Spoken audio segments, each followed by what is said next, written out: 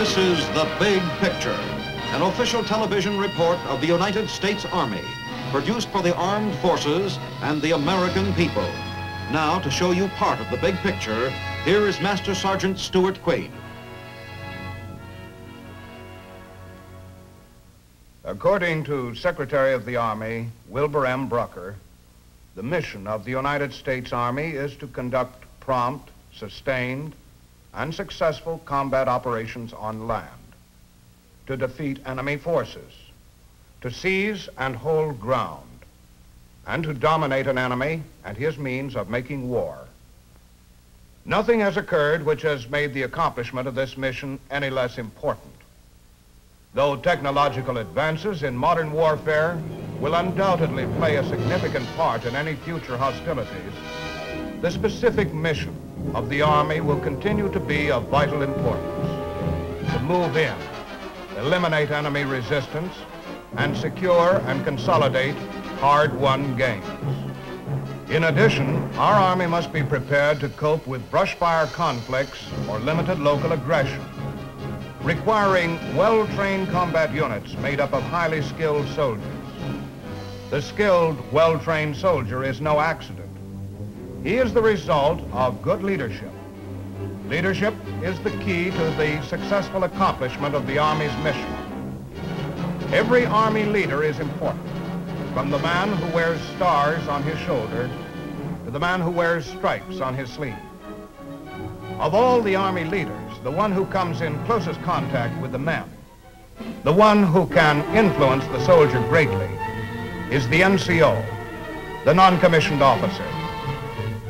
In theory and in practice, the non-commissioned officer guides his men, sees that they know their jobs, tests them, corrects them when they make a mistake, leads them on to their missions, and often has their safety in his hands.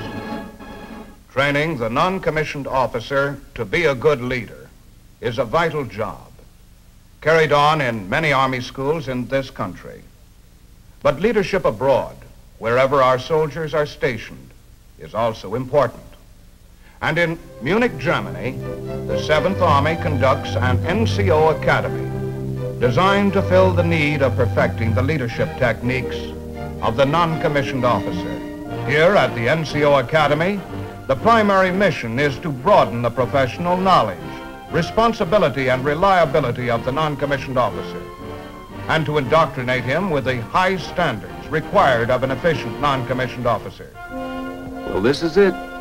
Graduation day at NCO Academy. Never thought I'd make it. Never thought they'd be sending me to school in the first place. I was doing my job back at Fort Bragg and doing it pretty well, I thought. Then transfer overseas and NCO Academy in Munich for further specialized training. Hardly seems possible that it was only 4 weeks ago when I carried my gear onto the school grounds and checked in to begin my training.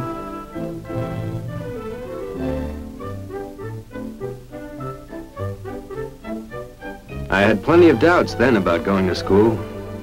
Who needed a lot more principles and techniques on how to be a good non-com? I knew how to put a squad through drill formation and to teach them how to take apart a machine gun and all the other non-com jobs. I knew the book, I thought, so why'd I have to go to school? Registration. And as I was signed in, the doubts in my mind must have showed plenty.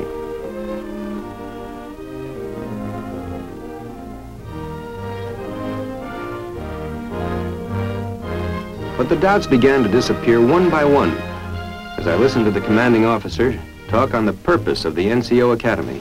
Take your seats, please.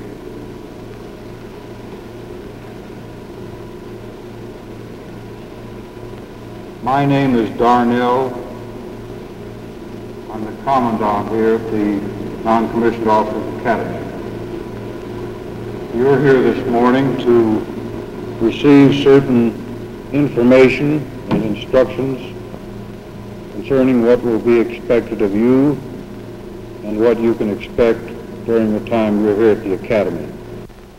The purpose here also is to make you aware of the tremendous responsibility that confronts the non-commissioned officer corps and to provide you with some of the tools that will aid you in discharging these responsibilities.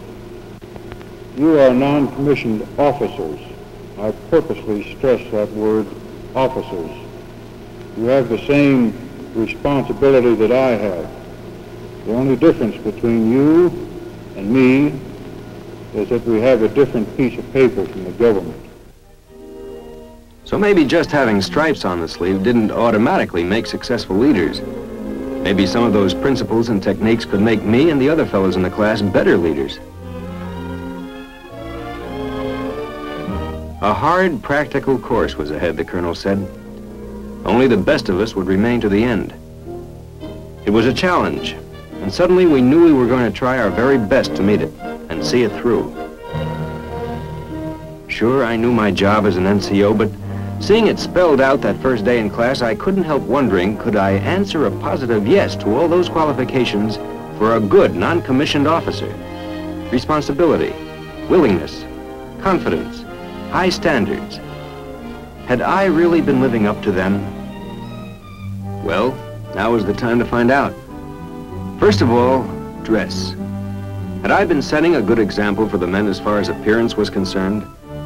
A soldier has to look like a soldier, especially a United States soldier in a foreign land. In a way, every one of us is an ambassador. They judge our country by how we look and act. But classroom work wasn't enough. I had to follow through with long hours of work back in quarters. Physical fitness is top priority for the soldier, and it's up to the non-com to know the techniques of keeping fit.